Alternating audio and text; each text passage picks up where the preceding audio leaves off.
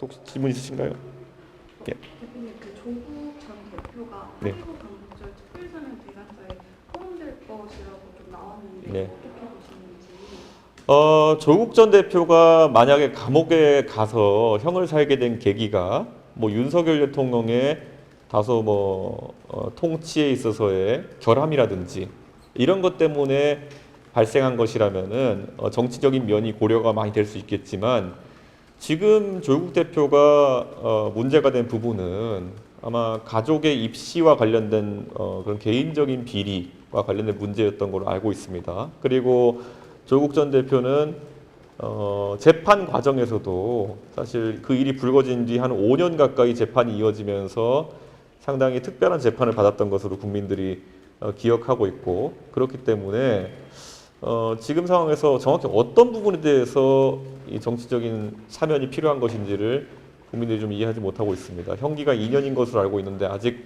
그 형기의 절반도 채우지 못한 것으로 알고 있는데 그래서 만약에 이런 정치적 사면을 결정한다면은 사면권의 대통령 사면권의 적절성과 그리고 그것에 대한 제약에 대한 논의가 국민들 사이에서 나올 수밖에 없지 않겠냐 그런 생각합니다. 그 혹시 이춘석 의원 같은 경우 특검 같은 게 필요하다는 소리도 나오잖아요. 와, 사실 이춘석 의원의 사례가 개인적 일탈인지 아니면 이런 내부 정보에 의한 조직적인 어떤 움직임이 있었는지는 당연히 저도 궁금합니다. 그런데 특검 만능주의 속에서 지금 3개 특검을 민주당이 출발시켜서 100명에 가까운 검사가 지금 실제로 활동하고 있어서 금융수사라든지 나머지 이런 특수수사의 역량이 오히려 일선 검찰청에서는 부족하다는 얘기까지 나오고 있는 상황입니다. 실제 남부지검에서의 금융수사나 이런 것을 담당하던 검사들도 상당수가 지금 3대 특검에 파견된 것으로 알고 있고 저는 여기에 또 하나의 특검을 추가하는 것이 사실 수사 역량이 나올까라는 현실적인 고민을 하게 됩니다. 사실 지금 과거 최순실 특검 때 20여 명의 파견 검사를 바탕으로 추진되었던 그런 수사와 다르게 지금 3개 특검을 합쳐서 100명 가까운 검사가 특검에 이렇게 활용되고 있는 상황이라서 새로운 특검을 하자고 주장하기에도 참 부담스러울 정도의 특검 공화국이 돼버렸습니다. 하지만 이 사안의 중대성은 저는 아까 말했던 것처럼 특검이든 어떤 수사 주체든 간에 매우 강력한 수사를 통해 가지고 전모를 완전히 밝혀야 되는 상황이다 이렇게 생각합니다.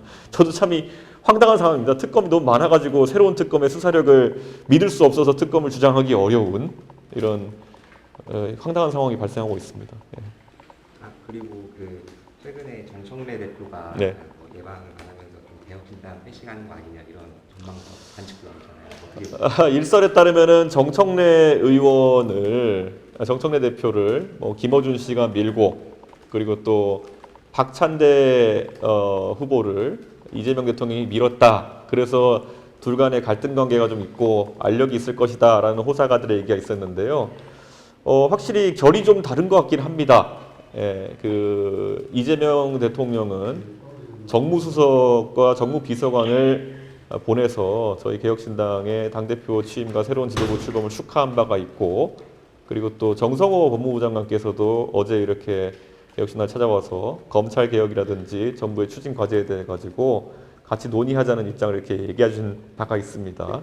이게 서로 합의된 것이 아니라면은 이렇게 정부 여당에서 정부와 여당의 입장 차이가 명확할 수가 있는가? 그래서 저는 정청래 당대표가 이재명 대통령과의 차별화된 노선을 가져가려고 하는 것이 아니냐. 그리고 그 차별화된 노선은 본인이 더 큰 것을 노리고 강성 지지자층에게 소구하려고 하는 것이 아니냐 이런 생각을 합니다. 저도 여당 대표 해봐서 압니다. 예, 그 길이 어떻게 될지는 저도 궁금해지네요. 예, 정청래 대표가 임기 3개월 차 대통령에게 차별화를 시도한다. 예, 이렇게 볼 수 있을 것 같습니다. 예.